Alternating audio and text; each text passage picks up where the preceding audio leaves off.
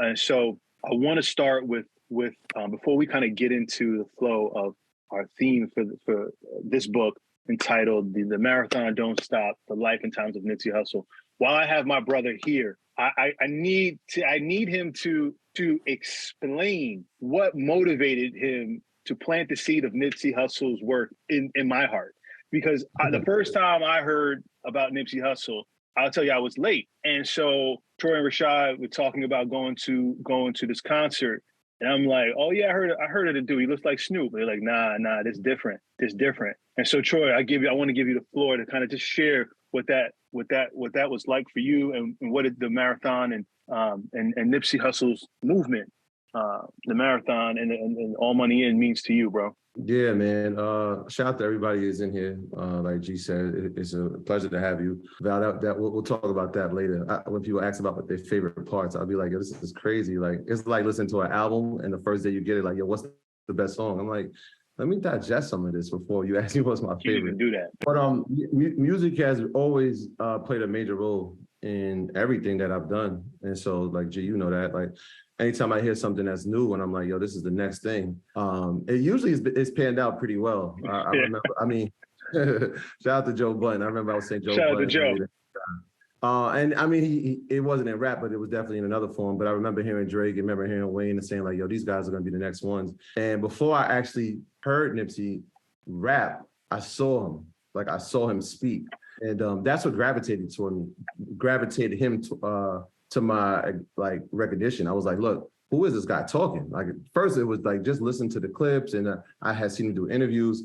And then I saw the kind of the buildup. He did this documentary about the Marathon store prior to releasing Victory Lap. And it was talking about him being in the neighborhood and giving back and helping people in the neighborhood and giving back to the kids.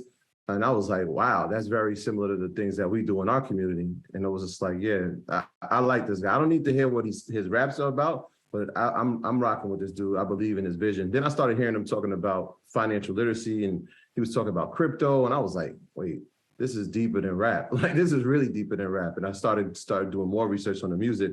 And so I went back and listened to the music. This is prior to Victory Lap, like I said, because that came out about 2018, I feel like.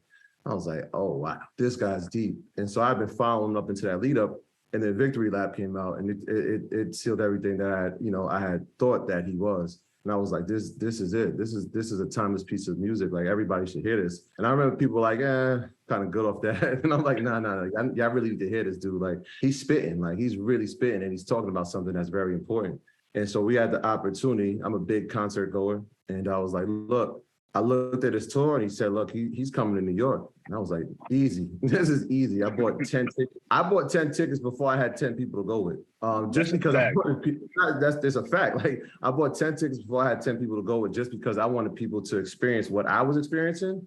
And hopefully they'd catch the vibe. Like, I know me and Shad connect on many levels, and music being one of them. Like, we always decode the lyrics. And so it was like, once he heard it, he was like, oh, this is the guy. And I remember people didn't even, I drove 5 people in my truck to the concert. And all I did was play the album, and they were hearing it like, yo, why did I not know about this? And then we got to see him live, and it was like, oh, yeah, this is not my favorite artist. And so I watched that happen in real time. And then we had started the idea for Earn Your Leisure late in 2018. And we were like, look, let's make a list of people that we want to meet, like we want to sit down with. And it was easy. We hadn't looked at each other's papers. It was me and Shadi in the living room. We were writing down names. And number one on both of our lists was Nipsey Hussle. And we were like, all right, well, that's the target. We're going to do this work, and we're going to grind until we get to meet him. And then obviously in March 31st, 2019, we were all taken back by the news of his untimely death. And so it was like, okay, this hurts. It didn't feel like we're from that era where we lost Pac, and we were old enough to understand that, and we lost Big, we were old enough to understand that, and we lost a lot of entertainers that we look up to, and we understood it. But somehow this felt different.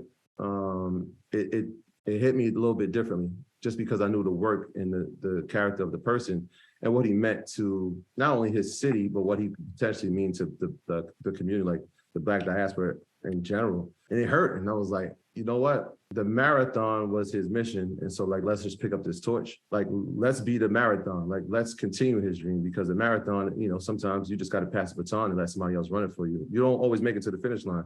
it's like that Pac line, right? Like I might not change the world, but I guarantee y'all something I do will spark the mind of somebody that who will. And so I felt like that was the purpose that we kind of had to fulfill. And so it's crazy, man. Since we've started, he's come into our lives many different ways. From us actually going to the Marathon store probably a month after he had passed. The first time we ever did a meet and greet event was in California. And the reason we went to California was to go see the Marathon store. And then, going to Vector 90 and meeting Dave Gross and meeting Samantha, his sister, who's talked about in the book, and seeing his family members, seeing his neighborhood. And then recently I told Greg we were in Houston, and it was so ironic. I'm standing there, and Jay Stone, obviously, who's one of his proteges, walked up to like, look, I love you. Like, bro, I really love y'all. Like, I love what y'all doing. Bro would have loved it too. He would have definitely been on it. And so that was just like, wow. Like we had just started reading this book, right? Yeah, I was like, yo, Jay Stone just walked up to me and said that he watches every single episode that we do. And so that was like further confirmation that like we doing the right path, we on the right mission. But I had this phone call with Steve O, who's an A&R who actually helped put the album together for Nip. It was so crazy. He called me like one night, it was like 11:45 at night, just random. I never even picked up the phone. When I saw the number, I'm like, I have to answer this. And he was like, look, I'm so tight that bro never got to meet y'all. Like, you're doing the exact work that he wanted to do. And y'all definitely would have connected, and he would have definitely been on the show, and y'all would have definitely built not just business, but relationships together. And I just, like, I sat down with that, like, I couldn't even sleep. It hit me so heavy. Like 11:45 at night, and I'm like, yo, this is the guy who actually was in the studio with him and making this time capsule of music. And I was just like, this is incredible. So every now and then when, when the work feels like, all right, are we on the right path? Somehow we get reminded of Nip in some way to like, yo, we got to keep going. We got to keep going. We got to keep going. And so I put Black Sam on my list now. So we'll see if that comes to fruition, because he's important. Nobody's ever heard him speak, but a lot of the business that happened for All Money In, right. It was him and Fats doing it. Rest in peace to Fats. And so I'm sure Sam has a story, but they told me he doesn't talk much. So hopefully we get that. So that's what made me bring it to you. It was just, I had experienced something that I'm like, yo, I know Greg's not going to listen to everything. Like if I give him the Lil Uzi like song, he's not listening to that. That's not gonna happen. That's not good. It's gonna be tough for me to sell him on Lil Uzi, but I know I didn't even have to sell him on Nip, because once he heard it, I knew he would gravitate toward it, and he did, and a lot of people did. And so I'm happy that he's getting his flowers now, and people are continuing the mission that he had for himself and his community. And we all have, right? Like we all have a piece to play in that, right? Like the marathon continues not only through him, but definitely through all of us. And so that's why when we started here, I said, it's not just a us thing, like me and Rashad and the EYL team, but it's everybody who's here because we moved further together. So that's how I got introduced to it, man. And I'm happy you took a liking to it. Today and it's fitting, right? Like tomorrow's his birthday, which is ironic that way. Yo, that's crazy. That's crazy. Wow. Yeah. So tomorrow's his birthday. At InvestFest, look what they gave me.